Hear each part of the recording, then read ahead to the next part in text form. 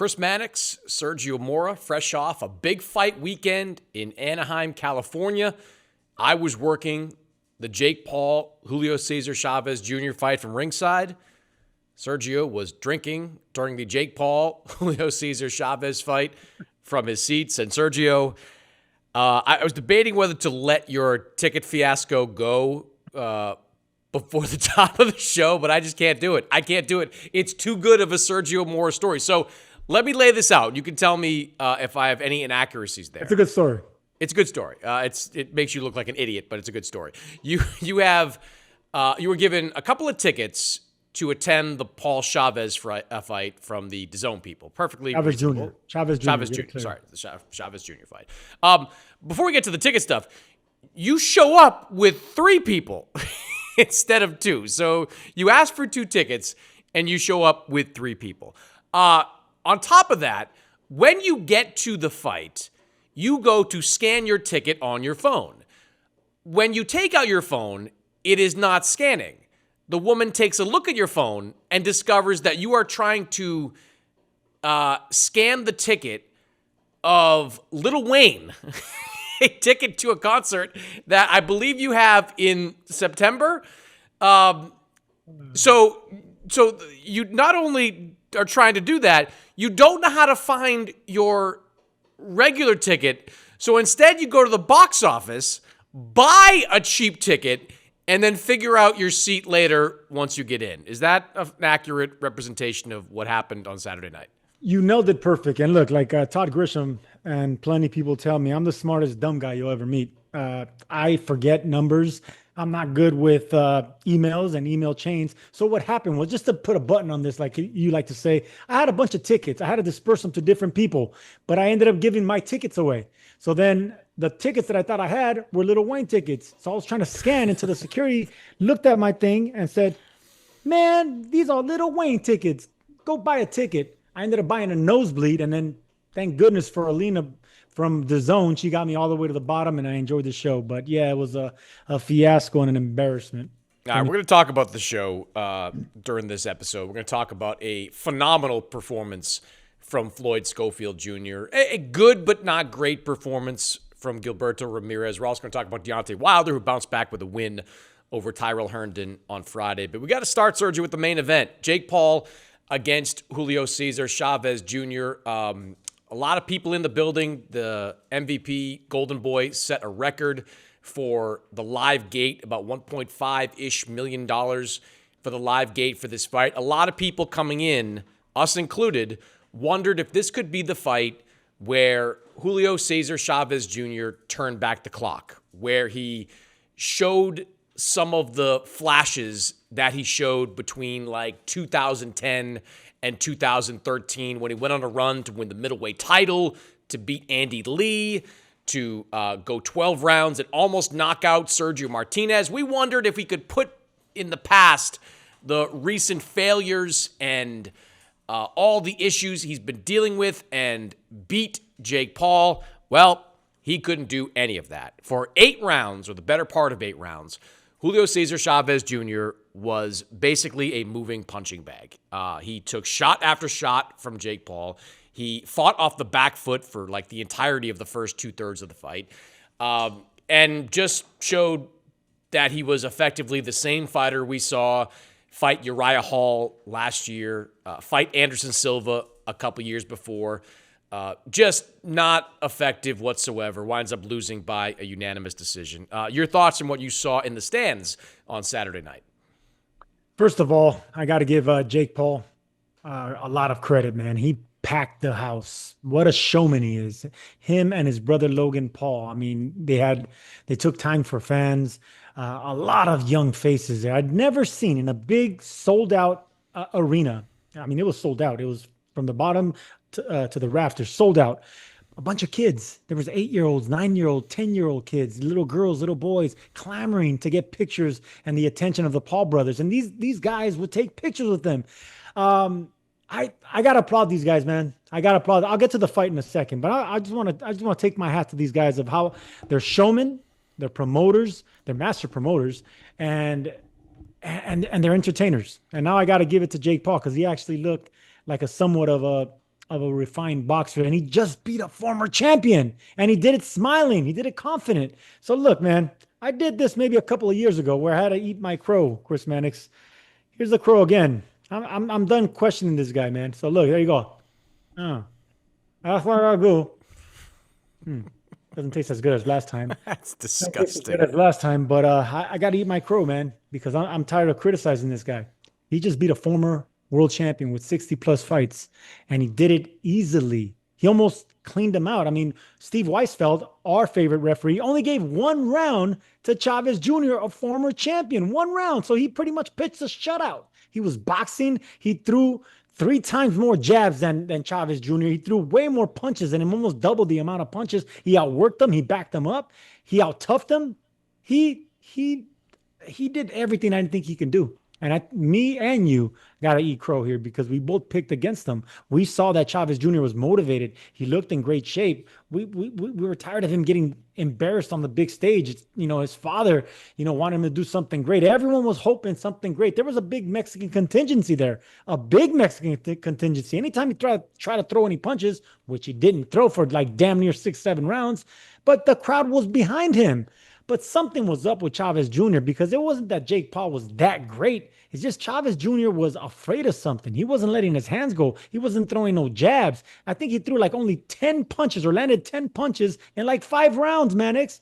That's like a world record of not throwing punches. I mean, this is a gun-shy, lazy, undisciplined fighter in Chavez Jr. that we got to call a former champion, and Jake Paul just beat a freaking former champion of the world. What a win. What a win for this kid. Well, 41 of the 60 punches that Julio Cesar Chavez Jr. landed came in the final 3 rounds when he finally decided to step on the gas to a degree and forced the fight against Jake, pressured him, threw right hands, threw hooks to the body. Jake countered. That's one thing about Jake, and we'll get more into him in a second. But every time that Chavez Jr. landed a good shot, Jake countered with 1 or 2 of his own. Like, he wasn't just there taking shots. Like, He was giving them as good as he was getting them. And the reality is, through the first 8 rounds, Julio Cesar Chavez Jr. did basically nothing. Nothing. My thought coming in was the path to victory for Julio was to pressure Jake Paul and throw that left hook to the body. Jake had never really been pressured.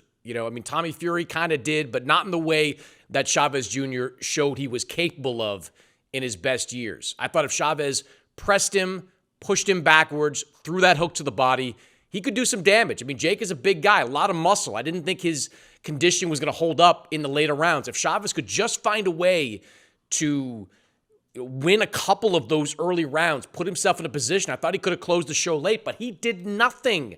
He did nothing. He did nothing more than move around the ring, and when he got hit, he kept complaining to the referee. Like, he was complaining over and over again to the referee for punches behind the head that didn't happen and shots below the belt that didn't exist. At one point, the referee, Sergio, I don't know if you could catch this, but the referee stopped the fight. He stopped the fight, and he was showing Chavez where his own belt line was and how on that belt line was a legal shot. So I thought the performance was embarrassing for Chavez Jr. I thought that was his one last big opportunity, not necessarily to put himself back in the world title mix, because that was never going to happen, but to show that there is some pride left in him, that there is some talent left in him, and he didn't do that. He completely embarrassed himself, I thought, on a big stage. Embarrassed is the right word. I was live tweeting when I was watching the fight, and I actually tweeted about the complaint. I'm like, why are you complaining? Go, the guy's right in front of you, the YouTube fighter, the guy that shouldn't even be in the ring with you. If he hits you semi-low, if he hits you semi behind the head, go get it back. Go get your get back. He wasn't doing anything. He was relying on the referee. He wasn't throwing no punches, and the jabs, the easiest punch to throw, Chris Max. He wasn't throwing no jabs. Jake Paul threw 302 jabs compared to 28 jabs of a former champion. 28 jabs. I mean, how do you explain that? How do you explain when you can't get nothing going? You just got to throw the easiest punch, throw a jab. He wasn't doing that. Jake Paul was doing it. 302 jabs. I mean, that's incredible. He was backing him up. He was countering. Chavez Jr. is such an embarrassment. And I even tweeted, sin vergüenza. That means like, how much of an embarrassment it is. Because that's what he is, a sin vergüenza, man. He has no shame, no pride, no Mexican machismo. Everyone there, a packed house. The majority were probably Mexicans, were just rabid fans waiting for him to do something. He didn't do squat. Why? Because he has no heart. He has no cojones left. And I don't know what the hell we just saw, because that wasn't a former champion performance. I'm telling you right now, I'm not just saying this. I'm older than Chavez, and I've been out of the ring 7 years. I could have given a better performance in 5 rounds than Chavez Jr. Well, maybe 4 rounds, but I would have thrown punches. I would have countered. I would have jabbed them back. I would have moved around. Chavez Jr. didn't do none of that. What happened to that upper body movement that him and his father do? They have a strong back. They have an upper body. They always dig hard to the body, that Mexican liver shot. I think he only threw a handful of those in 10 rounds. He wasn't jabbing. He wasn't throwing the body shots. He was shell shocked. He was getting backed up by a YouTube guy. Embarrassment of a performance. But look, forget Chavez Jr. He's embarrassed himself for a long time, and no one believes in him. Let's just credit Jake Paul for beating a former champion. That's it. Let's just credit this man for filling out an arena, putting on a hell of a show, boxed really well, man. He actually looked like a polished boxer, man. All right. He did some good things in there. I mean, he didn't do nothing great, but he did some good things, especially the jab. And he just beat a former champion. So we got to applaud this guy for everything that he's done. The quick meteoric rise to already being a former champion and filling out arenas. I got to tip my hat to him. I think there's no question that Jake has shown real improvements over the last few years. If you go back to some of his early fights against Anisan Gibb, against Nate Robinson, I mean, he was at that point a YouTuber, a Disney Channel guy, just dabbling in the sport of boxing. But his commitment to boxing is reflected by his performances in the ring. I mean, that was a solid overall effort by Jake Paul. Like you mentioned, the jab. That jab and his ability to use it as a weapon has grown exponentially over the last few fights. The right-hand power is real. Like some of his knockouts, almost all of them, I think, have come from those titanic right hands that he threw. And I think Chavez felt some of them early on. You know, those first few rounds, when Jake came over the top with that right hand, Chavez knew right then and there he was in with a real puncher. So if you've got a semi-decent jab and you've got real power on that right hand, and you've got the conditioning that will keep you able to press the action for 7-ish rounds before you get tired, you're not a bad fighter. Like, you're not. I mean, we're not going to be looking at Jake through the prism of, does he belong on a pound-for-pound list? Is he top 10 in his weight class? He's not, and he most likely never will be. But you're not going to sit there and tell me that there aren't worse cruiserweights out there. I mean, there are. Jake has beaten them. He's beaten guys like Andre August and Ryan Borland, and now he's beaten Julio Cesar Chavez Jr. He is earning his place on a list, whatever that list may be, top 30, top 40, top whatever the number may be on the cruiserweight rankings. He is significantly improved as a boxer, and I think that's a credit to the work that he puts in every single one of these training camps. I want to address something, though, with you, Sergio, about, look, Jake's a polarizing guy. I get that. He always will be. And there's never going to be any shortage of people that will suggest or outright say that these fights were fixed, right? Like I saw on Twitter in the immediate aftermath, Piers Morgan saying Jake is killing boxing with this boring staged bullshit. Virgil Ortiz, who we both like, Jake Paul is scamming the entire world with his circus fights. Random Twitter users. I'm convinced Jake Paul just pays dudes to lose against him. You're a former champion, a retired fighter. Did you see anything in that fight that you at any point thought was fixed? I don't want to be that guy, man. It just, for 5-6 rounds, Chavez Jr. didn't throw a punch. Why not? The simplest punch. Oh, come on. Oh, no, I didn't even think you were going to go down this pathway here. What are you talking about? I'm not saying it was fixed. I'm not saying that, but what the hell did I just watch? How is a guy not going to throw any punches in half of a fight, Chris Mannix? How? Anybody will throw punches, caution to the wind, at least for 1 round. He didn't do it for 1 round. So I don't know if he was bought. I don't know if the fight was fixed, but I don't know. It's something I don't know, man. Something fishy. I don't want to take credit away from Jake Paul. Stop. You can't I just don't want to take you away. can't- I don't want to take away credit from Jake Paul. It was a successful event, and he just beat a former champion. Let's stay there. But yeah, man, if you look at that fight, Chavez Jr. in 60 plus fights has never had a performance like that. Not even in the end of his career when he was fighting, when he was fighting Anderson Silva and all these other, no names. He was still throwing punches. He was still throwing that body shot. He was still trying to land with power. He only did that in the last 2 rounds. I don't know if there was an agreement. I don't know, man. I don't want to take away from Jake Paul. Yeah, don't go down this rabbit hole. I don't want to take away from That's Jake just Paul. dumb. So It's then just don't dumb. ask me that Like, question. well, I'm asking the question because it's something that gets brought up across social media. Like, you actually think there's a chance that a fight like that was fixed? Like, did you not watch I didn't say Chavez? fixed. Did you? You kind of did. Did said a wink agreement. Oh my Maybe, God, I don't know. the same thing. Did you not watch the Chavez Jr. against Uriah Hall fight? 6 rounds of awful. Like, did Chavez Jr. throw a lot of punches in that fight? No, he threw more because he was going up against an MMA fighter, right? An MMA fighter with round in that fight, in his last fight, than he did in 5 rounds against Jake Paul. You're out of your mind. Explain that. How do you I explain it because Jake in the early part of the fight was younger, stronger, better. That's how I explain that. Punches in 5 rounds, Mannix, in 15 minutes. He only threw 5 punches. That's incredible. Come on. I don't know. Yeah, it is incredible. And I think it has a lot more to do with Jake Paul than it does any kind of wink agreement with Julio Cesar Chavez Jr. That, to me, is nuts. If you were watching that fight from the vantage point that I was watching it, you would see Jake Paul landing some huge shots that were bothering Chavez. You would see Jake Paul throwing a lot of jabs that were bothering Chavez. And Chavez having to back up. Chavez, even at his very best, has been awful fighting off the back foot. Awful every single time in his career. He's a come-forward fighter. And in this weight class, at this age, at this stage of his career, he can't do it. Okay. He wasn't able to do it. I'm not done. Hold on. He couldn't do it. And look, I said this on the air. Mark Kriegel over at ESPN had a great story on Chavez Jr.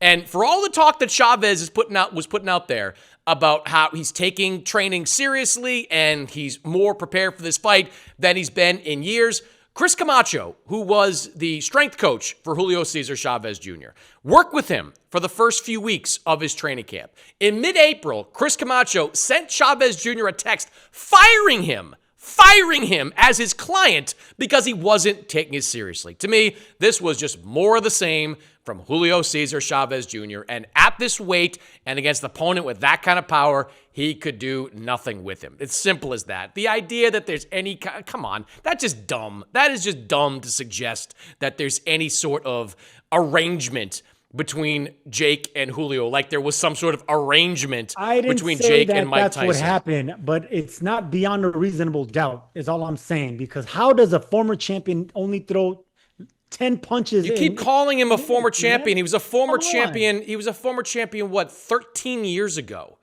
Not throwing 13 years ago. He wasn't even jabbing.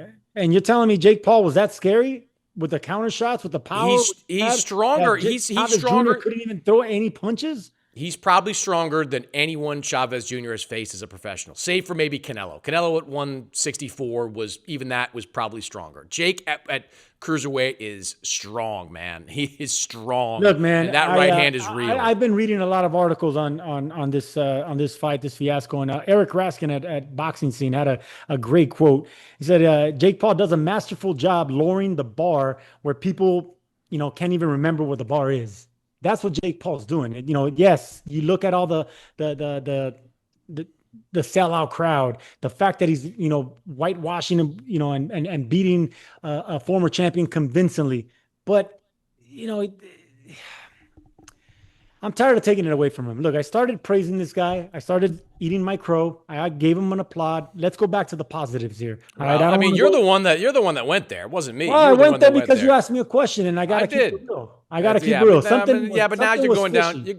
Something was not fishy. Stop going down these conspiracy rabbit holes. It just sounds dumb. It's like goofy. Unless you can say. Like, you act like Chavez Jr. was some kind of great fighter as of late, that all of a sudden a switch flipped and he became something less than his former self. Like, this is who Julio Cesar Chavez Jr. is. I think a lot of us hoped that after 18 months of sobriety, after a real training camp, after knowing that this was going to be his last chance to fight on a major stage, that he might be able to turn back the clock. Wishful thinking. He wasn't able to do it. Yes, he was a carefully selected opponent by Jake and his team. He could have taken on other former champions, but they don't have the name Chavez. That's why he got Chavez. That's why he was able to put, butts in seats in Anaheim for that fight. And you said something there, Sergio. This is another thing that kind of bothers me. You talk about lowering the bar. I said this on, but like Eric Raskin, like Jake. That was a quote that I read by Eric Raskin in Boxing. I thought it was a great quote.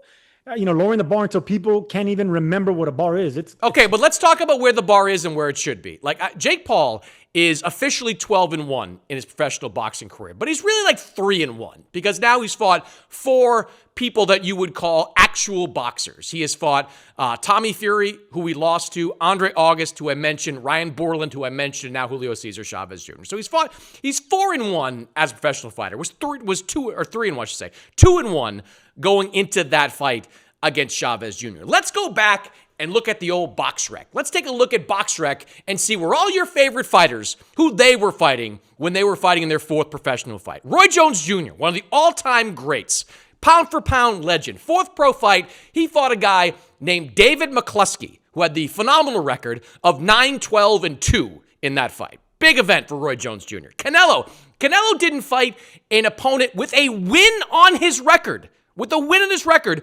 his 5th pro fight, and that fight ended in a split draw against Jorge Juarez, who was 3-6 at that time. Sergio Mora. Let's go to Sergio Mora. Let's check that tape. The immortal Sean Hawley. How was he, Sergio? Remember him? Was he a great fighter? Canelo fought Sean Hawley, by the way. Wow, Canelo fought Sean Hawley. That makes it better. Sean Hawley, 3-6-1 at the time you fought him in his 4th pro fight. My point to all this is that the bar may be low in terms of quality of opponents, but given where Jake Paul is, it should be low. The only difference is that Jake Paul is fighting these caliber of opponents on a much bigger stage. You weren't fighting Sean Hawley in front of a big crowd. Canelo was fighting his early fights in small crowds in Mexico. Jake Paul is doing it in front of packed arenas and on pay-per-view. And people seem to have a problem with that he's doing this stuff on these kind of stages. Well, what I would say to that is if any one of these fighters, you included, could fight someone like Sean Hawley or like Jorge Juarez or like David McCluskey, or in the case here, Chavez Jr., on a big stage and make a pile of money doing it, and you're basically your 4th pro fight, you would do it too. The standard is the goalposts are being moved, I believe, when it comes to Jake Paul. The standard that is being applied to him would not be applied to other fighters. I said this to Tarver after the fight. I said, Antonio, you would do the exact same thing that Jake Paul is doing in this fight. He's fighting a relatively low-level guy or a guy with deep flaws in his game at this stage of his career, doing it on a big stage, making a pile of money, and I just don't get the problem that people have with it. I ate my crow already, all right? I already pretty much backtracked on all the negativity that I said about Jake Paul. I'm not going back. I'm not going to recant everything I said because it's said. And I still believe that, in some ways he's a circus act.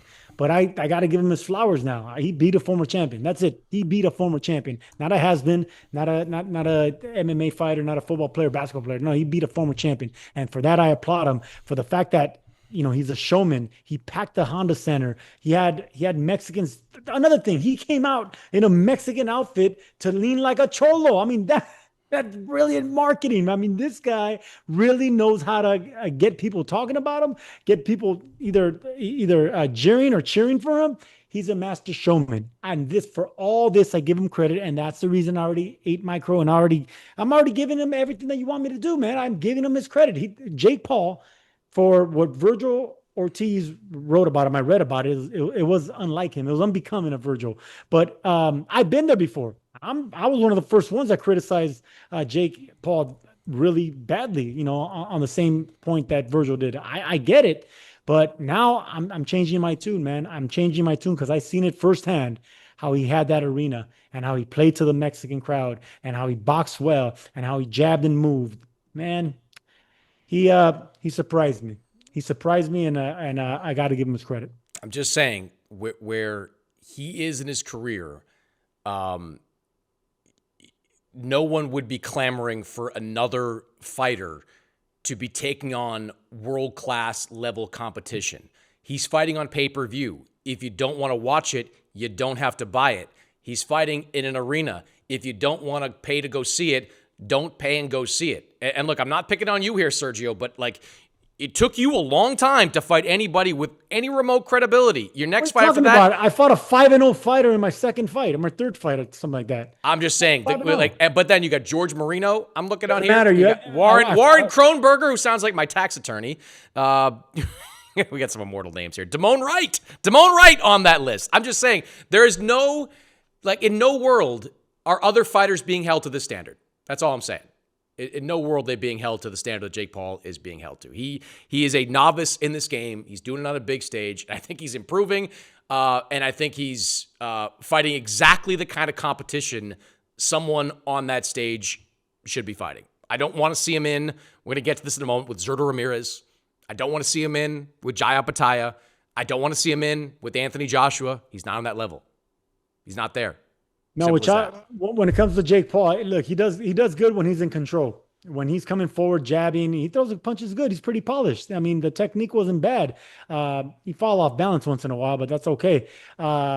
Moving around, boxing backwards, laterally, he looked like a pretty decent boxer. I've seen worse. I've seen professional boxers who look way worse than Jake Paul, but I've said it all the time. Jake Paul has the resources to hire the best strength trainers, the best everything, food, sparring partners, everyone in his corner. So he's able to advance a lot faster, and he's athletic. Him and his brother Logan are naturally athletic fighters, wrestlers, boxers. Whatever they do, whatever they put their mind to, they're smart. And they're physical and they're strong. They're gonna do well in whatever they do, man. And that's the reason they are advancing this fast in two different sports: in wrestling for Logan Paul and in boxing for Jake Paul. These guys are just gifted and talented.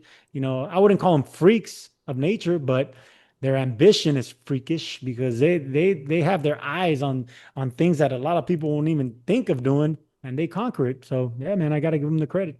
Yeah, they're both pretty great athletes. Like, Logan is a better athlete overall, but Jake's that's another thing. Look, man, I seen the way these guys were working the crowd before, during, and after the fight.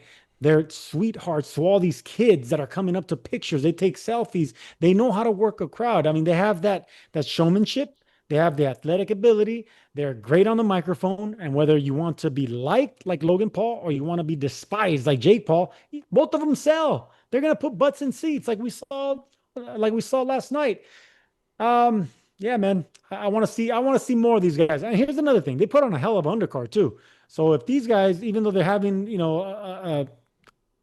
a fight that's not really, appealing to boxing fans, they're putting on really great undercards, man. That undercard was entertaining from beginning to end. They're getting women boxing on their undercard. So yeah, man, I'm on board. I'm on board now. I'm not gonna say anything negative about MVP Promotions. I'm not gonna say anything negative about Jake Paul. Probably again because he just shut me up by beating a former champion, and that's that. Beat him clean. Simple as that. We're going to get to the undercard, but I want to ask you about what's next for Jake Paul, because there's a lot of potential options for him out there, both in the kind of event spaces. If you're not watching this on YouTube, Sergio is doing the double thumbs towards himself, as once again, he is calling for a fight against Jake Paul. But realistically, Sergio, I guess just start here. People aren't going to like this, but if Gervonta Davis beats... Man. I'm not finished here. If Gervonta Davis beats Lamont Roach clean, we're going to get Gervonta Davis against Jake Paul in some kind of exhibition. Like, that event was signed and sealed. They had a promo video ready to go. Jake Paul was in the building to watch Gervonta against Lamont Roach. Lamont, to his credit, upset the apple cart there and killed the best laid plans. But if Gervonta can bounce back and pick up a clean win, we're going to get Jake against Gervonta in some kind of exhibition. It's going to happen. But take that off the table for now. What's the fight that you want to see Jake Paul in next?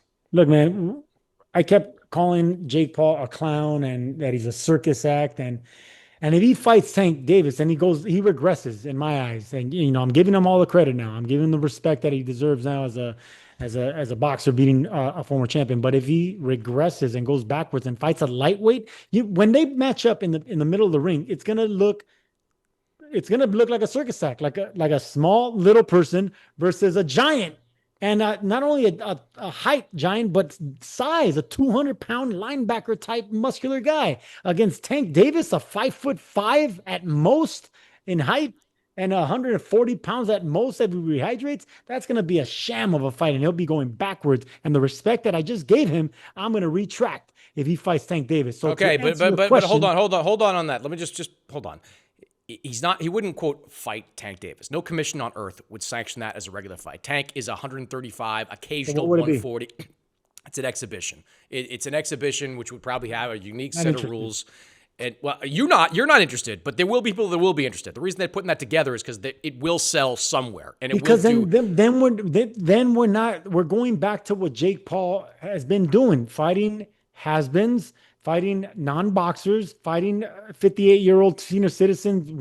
But you're and now he's fighting a little lightweight You're holding fighter. him, Sergio. You're holding him to a standard that you would not hold up to. Like after you beat Vernon Forrest, when you were done playing craps at Caesars, after you beat Forrest, and somebody said roulette. Sorry, my bad. And somebody said to you, Sergio, Forrest wants to do the rematch, but we got a chance for you to fight Hulk Hogan in Vegas in an exhibition. What would you choose? Would you choose the pile of money to fight Hulk Hogan, or would you choose a rematch with Vernon Forrest? I would have fought Thunderlips, brother. I would have went straight to Hulk Hogan, and I would have ripped my yellow shirt and done all that good stuff. Absolutely, I would have collected that check. Well, but then why are you holding Jake to a different standard? Like if he can get a bigger check fighting someone like Gervonta Davis than he can get fighting, I don't know, insert mid-level cruiserweight names here, why would he do it? Why would you take lesser money? I'll insert that name, and it's a respectable name that everyone respects and is a champion. Badu Jack. He really, really wants to do something special. Fight Badu Jack. Badu Jack in Jaya Pataya. He's not Zurdo Ramirez. He's already 40 years old. Badu Jack. If you really want the respect of everyone, how about a 3-time champion, 3-division champion, a 40-year-old, and Badu Jack? There you go. That's how they shut everyone up and continue shutting people up. That fight would be interesting. As far as current champions, Badu Jack does make the most sense because of his age. He's been inactive for a while, had a really close fight against Noel McGallion a couple of months ago. So I can see it making sense for Jake at some point, but the Jake that I saw on Saturday still has some work to do before he even sniffs a championship level. Like the reason Chavez Jr. was able to have success in the 9th and 10th rounds was not because of some handshake deal. It's because Jake, who carries a lot of muscle on his frame, got tired. You could see him start to get tired 6th and 7th rounds. And then you got to the 8th round and the hands were dropped. The activity was down. The foot speed wasn't there anymore. Like he right now is an 8-round fighter who got pushed 10 rounds for this fight against Chavez Jr. He's got to get to a point where he can fight 12 3-minute rounds and not be exhausted at the end of it. And he's got to fight against somebody that might punch back a little bit more before he takes on a credible world champion like Badu Jack. They'll punch back earlier, I guess you should say. I mean, Chavez Jr. did punch back. If Jake Paul was exhausted at the end of 10 3-minute rounds, when half of for at least 5 rounds, the man didn't punch. He landed 10 punches in 5 rounds. Can you imagine if someone starts off fighting from the first round to the 5th to the 10th, and you imagine how exhausted he's going to be then? He'd be very exhausted. This is what I'm saying. This is why I think he's got work to do in the gym to work on his conditioning before we can see him get to... He's ahead of the game, Mannix. He has a lot of work to do, but as far as from last night, from what I saw and how they handled themselves and how he pretty much cleaned out. I mean, it was a shutout pretty much. 99-91. Our favorite referee, Steve Weisfeld, had it that way. Yeah, I mean, another referee only gave 2 rounds to Chavez. I gave it 2. I gave Chavez 2. I gave him the last 2 rounds. I thought he won the last 2 rounds. Yeah, that's it. So I had 8 rounds to 2.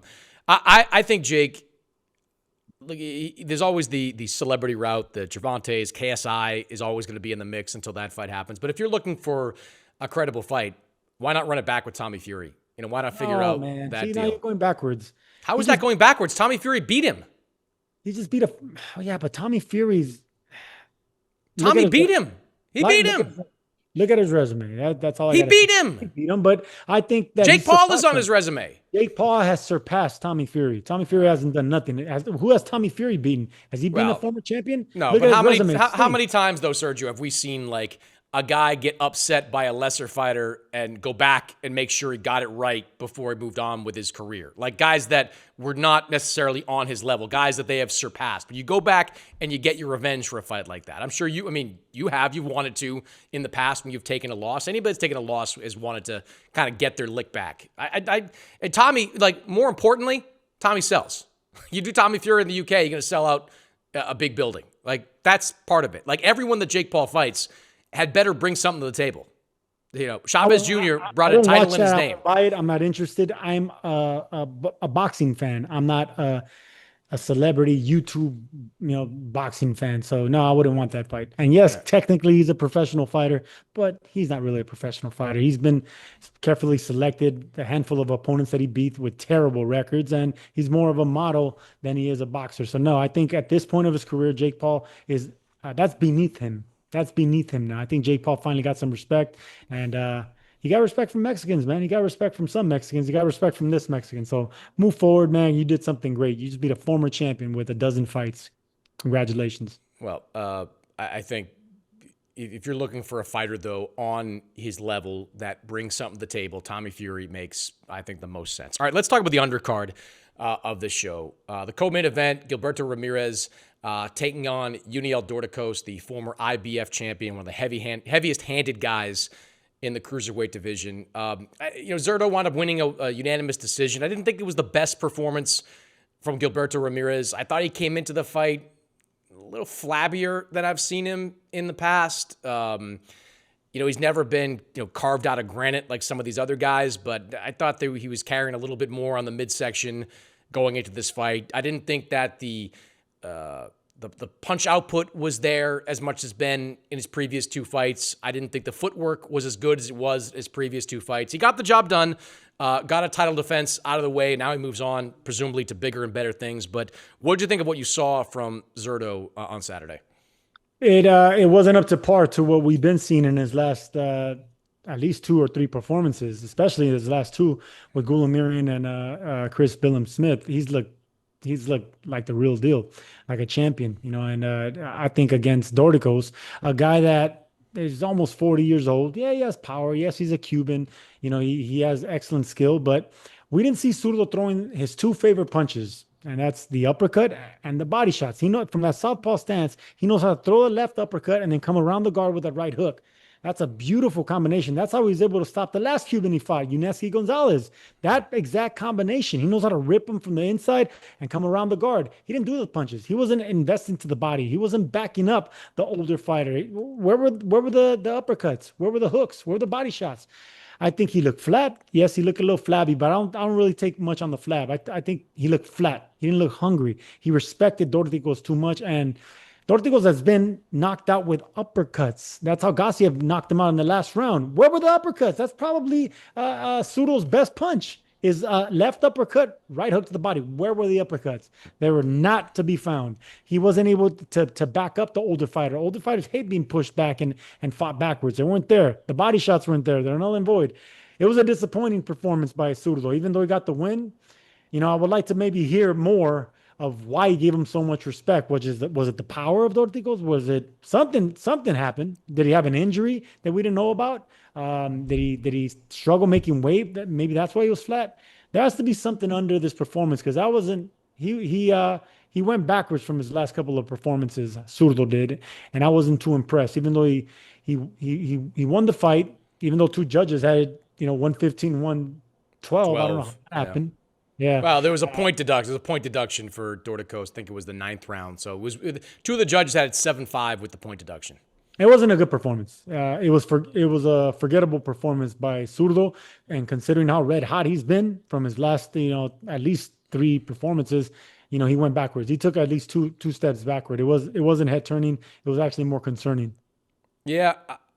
After the first 4 rounds, I thought Zurdo might be in some trouble because he was allowing Dorticos to dictate the pace of the fight, dictate the distance that the fight was going to be at. When we saw Gilberto against Billum-Smith and against Goulamirian, he kept that fight on the inside. Like, he didn't allow those naturally bigger guys to have room to get any kind of extension on their shots. Like, most of the first half of the fight was fought the kind of mid-range. And I have kind of like flashbacks of watching some of Dorticos' wins in the World Boxing Super Series where he just threw that laser right hand. Like he knocked out Andrew Trabiti with just like a straight blistering right. And I remember thinking to myself during the fight, like, man, Zurdo's lucky this is the 39-year-old version of Dorticos, the guy that's been inactive for the last few years. The guy that was fighting in the World Boxing Super Series, who had only lost by 12th round knockout to Murat Gassiev and by split decision to Maris Briedis. Like, I'm not sure Zurdo beats the better version of that guy. But the second half of the fight, I thought the age and the inactivity of Dorticos, that's where he paid a price for it. And that's where Ramirez was able to take over and take control and win the fight. But he's got to go to school on that. Like, if he's looking upward at some of the top guys, really the only top guy that's out there that's ranked above him at 200 pounds, and that's Jai Opetaia will do a number on Zurdo that we saw. That version of him, yeah. Like, Jai's too athletic, too strong, too mobile. That was disappointing to me. I think I graded at the time a B. Could have even been a B- type of effort. It just wasn't. It wasn't good from Gilberto Ramirez. I did find interesting though. Oscar De La Hoya did a lot of interviews during the fight week, and in every interview, people were trying to kind of steer him towards saying Jai Opetaia is next for Zurdo. He never really did it, or at least he didn't do it in the interviews that I was listening to. He kept steering it more towards David Benavidez. David Benavidez now a light heavyweight champion, big guy, could easily move up to cruiserweight and challenge at that weight class. It sounds like Golden Boy prefers a Benavidez fight for Zurdo than Jai Opetaia. What do you think of that? Do you think that Benavidez is a better option for Ramirez, or do you think he should go straight into a fight with Jai Opetaia? I think you stay away from Jai Opetaia, not only because he has a scary power, but he has better footwork than Zurdo. Zurdo improved with his footwork, but I was really disappointed not really disappointed. I wasn't impressed in his last performance, and Jai continues to impress me every time I see him fight. So I think Golden Boy knows what they're seeing. I think they know what they have with Zurdo. They've done a magnificent job moving him all the way to where he is now. I think it's a bad style matchup to fight Jai Opetaia. So I think David Benavidez will be more marketable, especially here in the States. It'll sell better. Zurdo will have a much bigger size advantage than Benavidez, even though Benavidez is explosive. He was a power puncher at 168. We've seen how he looked at 175. He wasn't nowhere near as devastating a puncher, especially if you're going to be fighting a guy coming down from 200 pounds in Zurdo. So I'm on board with Golden Boy on this one. I like what Oscar De La Hoya sees. I think he knows that Jai Opetaia is all wrong for Zurdo. I think Benavidez makes more money, makes more sense, and stylistically a smarter choice for Ramirez. Well, the question is, what does Turki Al-Sheikh think, right? Like, Jai Opetaia has been fighting on these Riyadh season cards, and he's developed a professional relationship with Turki. If Turki decides he wants Zurdo versus Opetaia, it's going to happen because there's going to be way too much money on the table for either one of those guys to turn down. If it's not the case, if there's not an appetite to make that fight in 2025, I agree with you. I think they should take the temperature of David Benavidez and see if he's looking to move up. Now, Benavidez may say, no, thank you. I'm going to fight, Callum Smith in the fall of this year, and then I'm going to wait and see what happens in the trilogy fight between Beterbiev and Bivol. That makes some sense. I think a Callum Smith fight is good for him. It's a marketable fight, and I would favor Benavidez to win that particular fight. And then, obviously, if you can get the winner of Beterbiev Bivol, there's a pile of money in that, most likely over in Riyadh. But you never know. Benavidez may say, I'm a big guy too. I'm still growing. And hey, maybe I'll take the opportunity to fight for a world title in another weight class. Move up for an all-Mexican showdown that would do big business in the U.S. Like Vegas, Southern California. That's a huge, huge ticket seller for both those guys. So yeah, I think it's worth taking the temperature of Benavidez. I'd also probably reach out to Badu Jack before I start talking to Jai Opetaia. Like, there's another belt to be won. If you're Zurdo Ramirez, you can probably lure Badu Jack back to fight in the U.S. for the money that would be available to them. I'd probably make Opetaia, given what I've seen from Benavidez or from Zurdo, third on my list of phone calls that I make in the Golden Boy office on Monday morning. I think he's just that dangerous at this point for Zurdo. Totally agree. Stay away from Jai, and I think Badu Jack makes a lot of sense because that's a winnable fight. And Badu's still at the top of his game. I mean, he's still a championship level fighter, and he's very willing to fight anyone, anytime, any place. And I think he's weathered. He's a veteran. And Ramirez, the way he looked in his last fight, I keep saying it. I think Badu Jack will make it a fight. It would always make it a fight. So I think that's the way to go. Steer clear and sway from Jai at the moment. And then I think someone like Badu Jack or even a Callum Smith, or of course a Benavidez, if it makes sense. All these make sense for Zurdo Ramirez, all of them. But Jai, stay away. All right, let's talk about the opener of this card, which had maybe the most stunning results. Tevin Farmer against Floyd Schofield Jr. This was widely viewed coming in as a 50-50 type of fight. Tevin Farmer coming off 3 straight losses, but he had gone the distance and been highly competitive against 3 of the best lightweights in the world. Raymond Murataya, or say 2 in 3 fights. Raymond Murataya in 1 fight, now a world champion, and William Zepeda, who is widely considered the best lightweight without a belt right now at 135. Floyd Schofield, of course, we saw him have a so-so performance against Rene Guiron back in late 2024, had all the drama with the scrapped fight with Shakur Stevenson. It was supposed to be really competitive. A lot of people thought Tevin was going to win. You and I thought Tevin were going to win this fight. Well, Tevin not only didn't win, he didn't last very long. First round, Floyd Schofield knocks Tevin Farmer down twice, stops him after a flurry the third time, and picks up the most significant and most dominant win of his career. What did you think of young Floyd Schofield bouncing back from all the drama in Saudi Arabia? Well, Mannix, let me pick up my crow and take another bite. Because, man, we picked against the wrong kid, man. Kid Austin shut us both up. I thought Farmer was going to be too much too soon, especially with the momentum that Farmer had, even in the losses against Zepeda and Murataya. I mean, undefeated, volume punchers, big, strong, coming forward. He was able to handle both these guys and possibly maybe even squeak out a win. Split decision, majority decision losses. But it was amazing what Floyd Schofield did. He was able to knock out a fighter that hasn't been knocked out since 2012, man.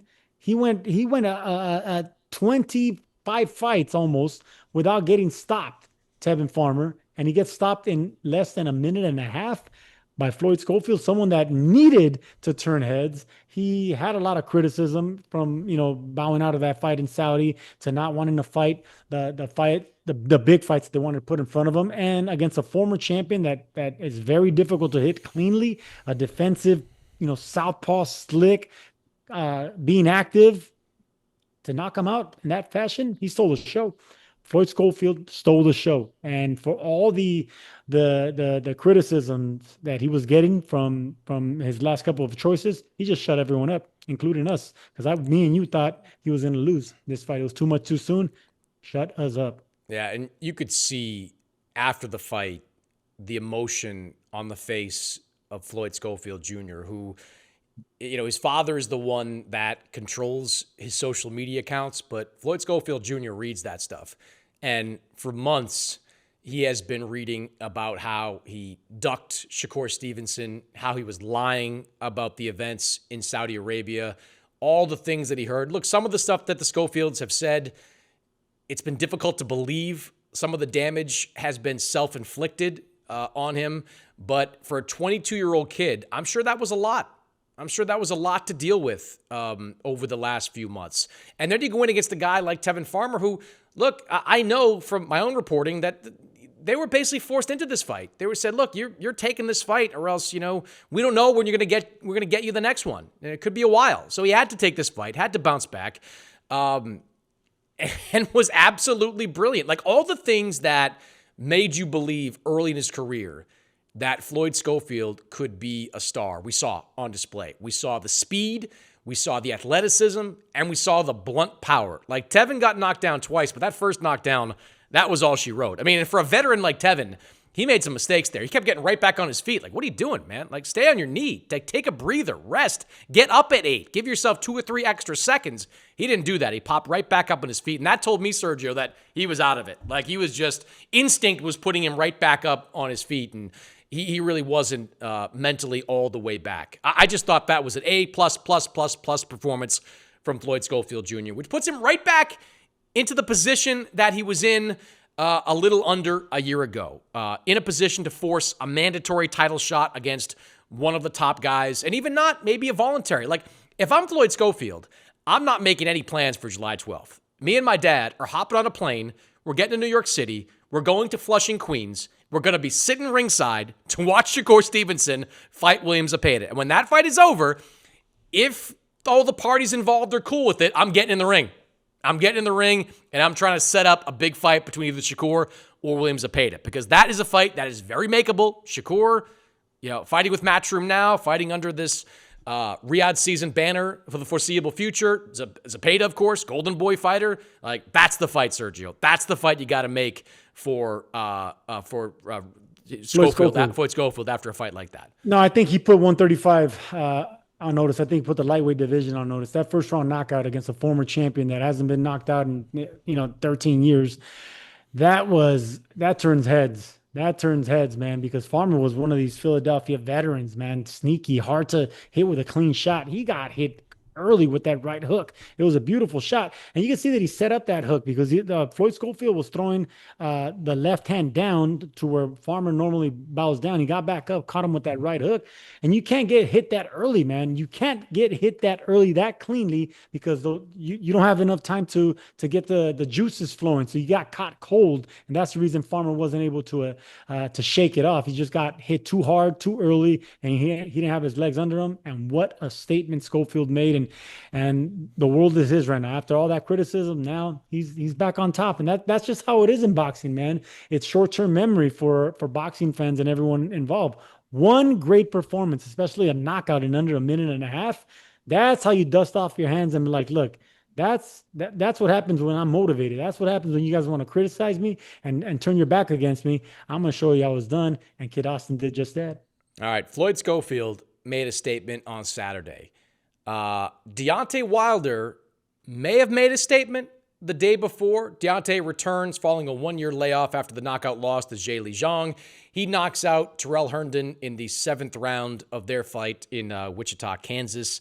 So I watched this fight with our friend Todd Grisham on Friday, and it was obvious that we were seeing a different version of Deontay Wilder. Like, he was trying to be more of a boxer. Like, you saw a lot of jabs coming from Deontay. Wasn't trying to win necessarily with that quick trigger right hand that's made him so successful over the years. It doesn't turn out to be a spectacular knockout. The referee at the time was just kind of like, all right, this is sort of over. Herndon has been hit with a bunch of stuff. He wasn't throwing anything back at all. So he waved the fight off midway through the 7th round. What'd you think of Wilder's performance, and did anything you saw tell you that Wilder belongs back among the better heavyweights in boxing? It was a responsible, strategic win. I think his jab was smart. He was lining up the right hand really nicely. I seen him throw a body shot for the first time ever. It was a left hook to the body, and it looked good, because normally he's a clumsy hooker.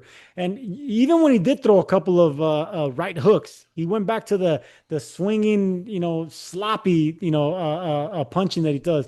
Wilder's a straight puncher. That's the reason when he was with Mark Breland, who was one of the best 1-2 type punchers coming out of the Olympics and as a champion, that's why Wilder was able to be so successful so quickly, because he just stuck with the long jab. He used all of his 6'7" range and power and set up that big right hand. He kind of went back to the basics in this fight. He started training with Don House. I like this matchup with him and Don House because they're not really stepping over the boundary. They're keeping it with twos and fews. Jab, jab, right hand, jab, jab, right hand. And that's all you got to do as a heavyweight. I think Wilder did good. I think he stayed within his style. He didn't really try to get too carried away looking for the knockout. He broke him down. He frustrated Herndon, and he got the knockout. So, we expected this. I think another one of these quick bounce back wins, and I think a mega fight with Anthony Joshua and cash out if you're bomb squad Deontay Wilder. Yeah, he was definitely trying new things in this fight. Mm-hmm. And I think it's easy to try new things when you have an opponent that's just unwilling to engage. I didn't see more than 1 or 2 attempts at a right hand of consequence from Tyrell Herndon in this fight. Like he was there to do exactly what he did, provide a guy with a reasonably credible resume as an opponent for a guy that really needed a win. So I don't know what I take away from that. Like, I don't know if Deontay can fight like that against some of the better opponents with real power. I mean, if you remember the third fight against Tyson Fury, he had Malik Scott in his corner for that fight. And you saw him, if you remember the first round of that fight, Deontay was throwing a lot of jabs. Like, he was jabbing to the body. Like, it was like sort of a new version of Deontay Wilder. But the second Tyson Fury made it a fight, like, Deontay's wiring just reverted him back to being a brawler. And it became a physical fight. He still had success, knocked Fury down a couple of times in that third fight, but the discipline kind of went out the window. So I don't know if the discipline's going to hold up if he steps up against better competition. I'm with you, and I think Malik Scott, who is in California working with Zurdo Ramirez and Scrappy Ramirez, he said as much in an interview I saw, said like Deontay probably needs one or two more fights to get his game and confidence all the way back. I just don't know if he's going to do it. I mean, right now AJ's out there recovering from elbow surgery. There's certainly a hope in the camp of Matchroom that Tyson Fury announces his decision to return at some point. Who knows if that's going to happen. But if AJ gets to like September, October, and he's like, I'm ready to get into training camp, I'm ready to get a big fight, like, yeah, I don't think Wilder turns that fight down. I don't. There's too much money on the table. Like, even though it's not a fraction of what it was back in 2019 when both these guys were undefeated, both these guys were title holders, it's still a pretty big fight, especially over in the UK. It still probably sells out Wembley Stadium, between those two guys, or O2 Arena, one of the big stops in the UK. So I think that's, I think he probably should stay on this stay busy type of course, keep working with his new trainer, keep doing new things. I think if that AJ fight's offered to him, he's going to take it. And that's the kind of fight, Sergio, that like, whichever one of these guys lands first probably wins. It's kind of the way. Yeah, they're both vulnerable. They're both vulnerable power punches. I think they should fight next because Anthony Joshua will be off, recovering from that surgery.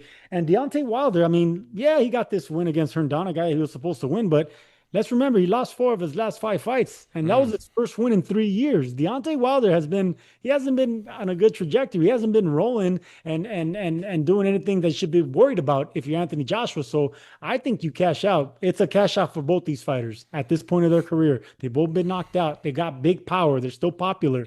No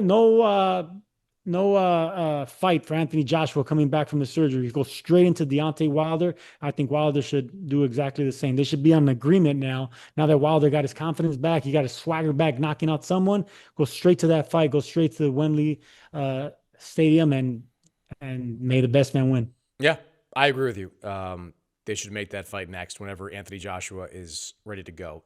Before I let you go, 2 fights were announced this weekend. We'll talk more about them when we do The Fighter and the Writer later in the week. But I want to get your quick thoughts on the 2 fights that were announced. One, in September, we are going to get the rematch between Chris Eubank Jr. and Conor Benn. Beautiful. Just months after they went to war over 12 rounds in the UK, they are going to run it back and do it again. Exact same location, Beautiful. Exact same rules. It sounds like you believe that's the right thing to do for both guys. Oh, yeah. I mean, those fights are just, that fight just sells itself. And it was such a great event. And it was such a great fight that panned out. All the hate was there. The momentum, the shifts of momentum, the back and forth, the story behind their fathers. Yes, do it again. It was a fight of the year contender type fight. Run that fight back. It's going to be twice as popular, twice as big. And it's an exciting match, man. These guys are just polar opposites in style and in personality that no matter how many times they fight, it's going to be a close fight, and they're always going to be marketable, and they're always going to put butts in seats because they're just yin and yang, man. And I love watching the buildup. I love watching the buildup. Both these guys are championship caliber fighters. They got the famous last name, and their last fight, was incredible. I loved it. So yeah, man, run it back. That's a beautiful fight. Yeah, I agree that it should be next for both guys. I think if there's one thing I would do differently, I would probably give it a little bit more breathing room, like go November, December. Like that was such a physical fight back in April. Like that was a tough fight that they were part of. Like maybe give them both a little bit more recovery time, but if they're both on board, they both feel like they can do it. go for it. Make that fight next. The other one is going to happen in November over in Saudi Arabia. Brian Norman Jr., fresh off a knockout win over Jin Sasaki. He is going to defend his title again, this time against Devin Haney. He's going to be at full-fledged 147 for this fight against Brian Norman. I love this fight, Sergio. I love it. I love the clash of styles. I love the names that are involved. I love the intrigue here. Like, Brian Norman has never fought anyone on the level of Devin Haney, but Devin Haney, last time he was in with a puncher, it didn't go too well for Devin Haney. I just think this is a fascinating fight at 147 pounds. Man, the guts on Devin Haney. The guts on this kid, man. And the resume, the Hall of Fame resume that he's putting together, man. Name after name, champion after champion. Devin Haney is cut from that Floyd Mayweather Jr. Way of going about fights. They don't want tune-ups. They don't want stay busy fights. They want champion after champion. They want to dominate. They want to make the most amount of money, so they want to get paid for the chances they're taking. But man, Devin Haney, to go straight to a monster, a beast that's pretty much not really all that known, in Brian Norman, even though he had, a knockout of the year, I'm pretty sure he'll get knockout of the year. So more eyes and are going to be, familiar with him. But man, I got to give it to Haney and his father for having the confidence to putting them back out there, especially after, what happened with that Ryan Garcia fight. Yeah, Norman's a dangerous fighter, man. And Haney, oof. I love that fight. I love that style matchup. And man, it's a toss-up.